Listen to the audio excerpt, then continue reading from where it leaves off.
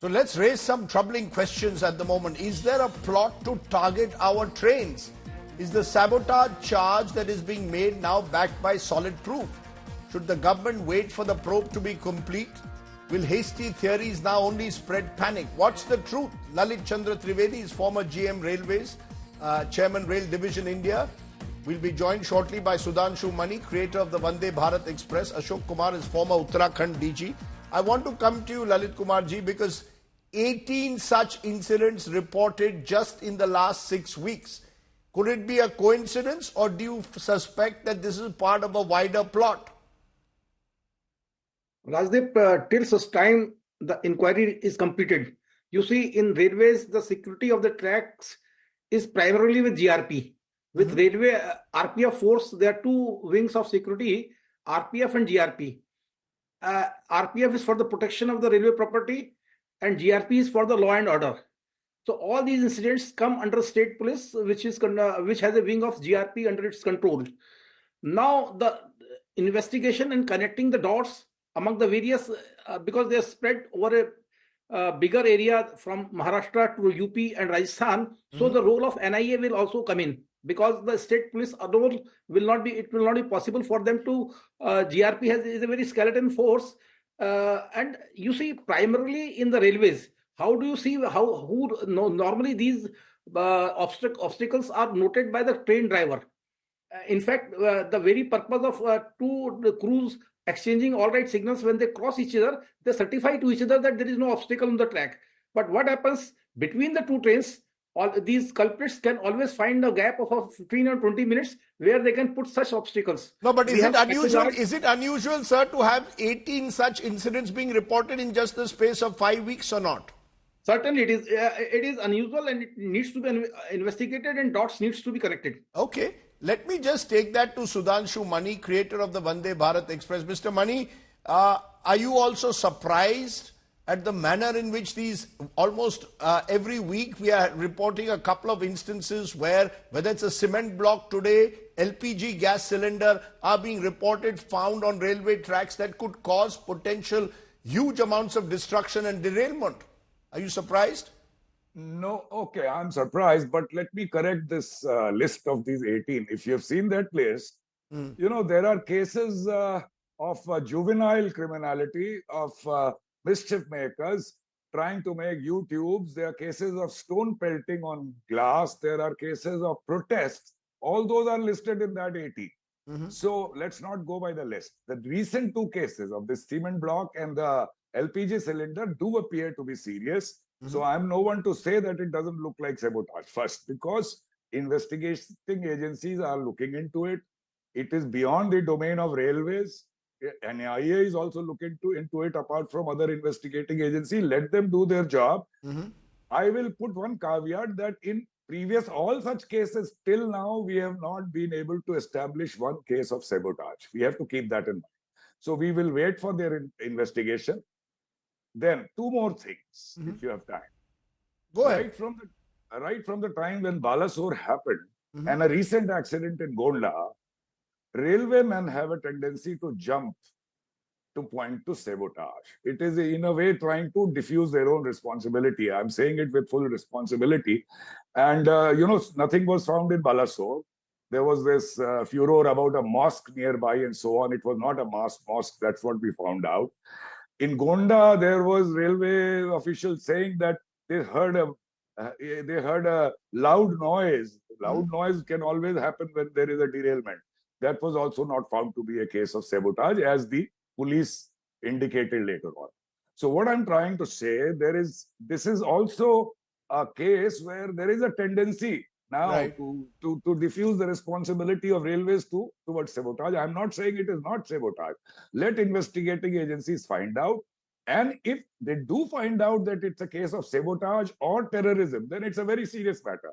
Okay, so you're saying don't jump to hasty conclusions just yet. Allow the investigation to complete. Ashok Kumar ji, former Uttarakhand DG, you worked at times with the railways. Is that a fear that there is panic setting in? If today the government is releasing details to say there are 18 instances, as Sudhanshu Mani pointed out, some of them could be miscreants, some of them could have some more diabolical agendas. Should we be more careful before immediately saying sabotage?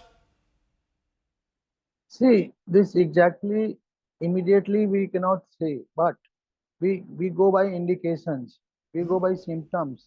So the indications of these two incidents especially are very dangerous. I mean, they all point out towards the sabotage theory. We cannot rule out the sabotage theory.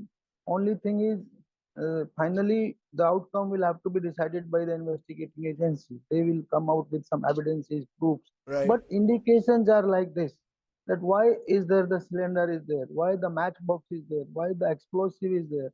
And that also in a box of Also, what is sweets. being found? Also, what is being found, Lalit Chandra Trivedi, specific routes. We've seen a couple of instances close in and around Kanpur, and that is the worrying part. There could be some local gangs operating. That's all unclear at the moment. How soon can an investigation of this nature actually reach a conclusion, given how wide the railway network of this country is? You see, most of the territory of the railways is not covered by CCTV. It's not like airport where each and every corner of the even the railway stations are not they're having gaps. It's not they're not hermetically sealed like airports. So the security in railway premises, particularly beyond the railway station, is what we call the wayside area, is really difficult.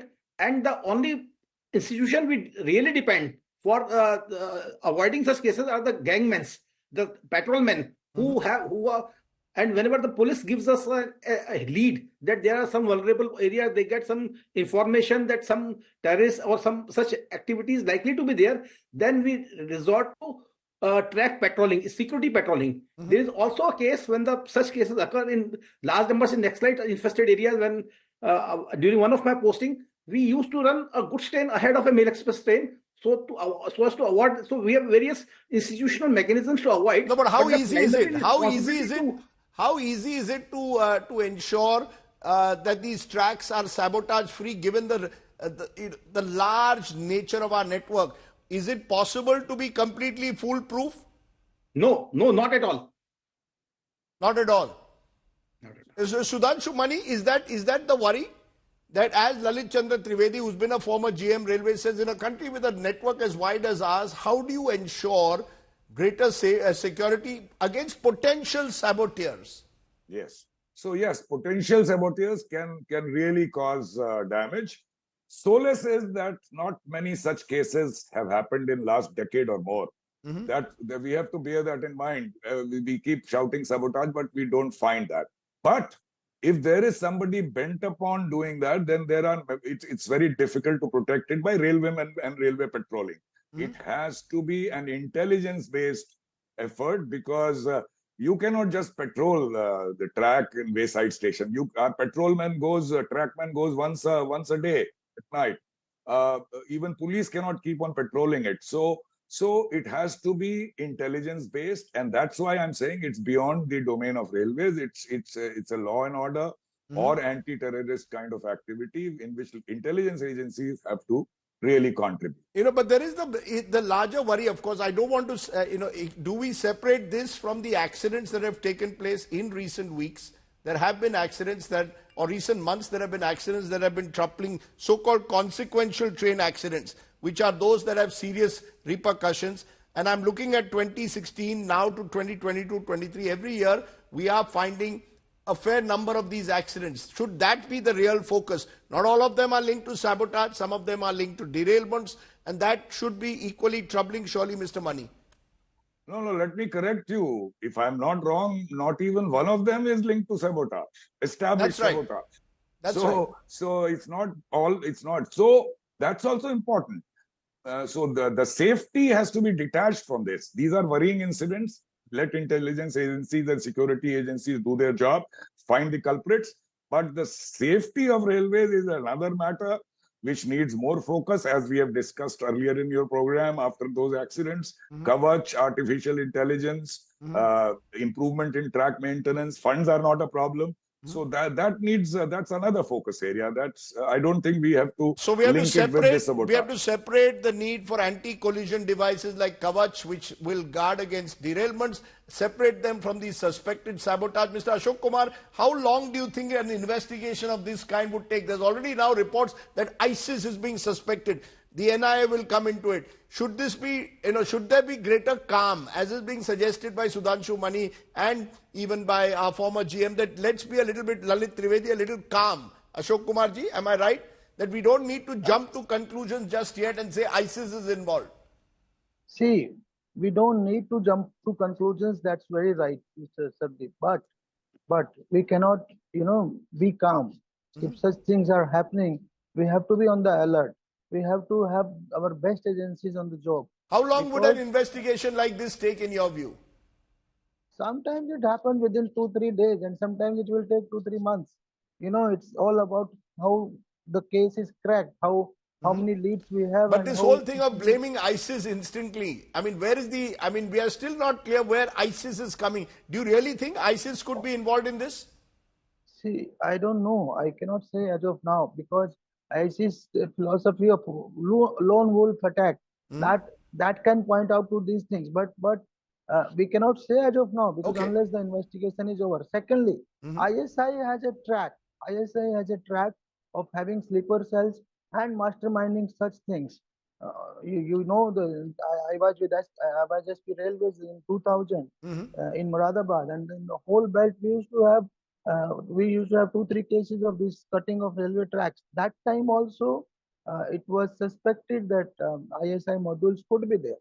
So you're saying there is a suspicion that ISI modules could be there, but as all our guests are warning, let's not jump to conclusions. That would only spread panic. We cannot jump to conclusion unless there is a fair proof. enough. And I think that's why we have to be very careful. Yes, these instances are troubling. They need to be investigated. Yes, Mr. Mani, a final word. One last point. You see, the second accident of the concrete block has happened in a DFC section, which is only goods train. A serious terrorist wants to cause damage to human lives, So I'm still, again, not saying anything. Let investigating agencies find out, but it's unlikely that they would try to derail a goods train. Okay, point taken. I think there are very, very wise cautionary words there. I appreciate my guests joining me on that troubling story that we are reporting.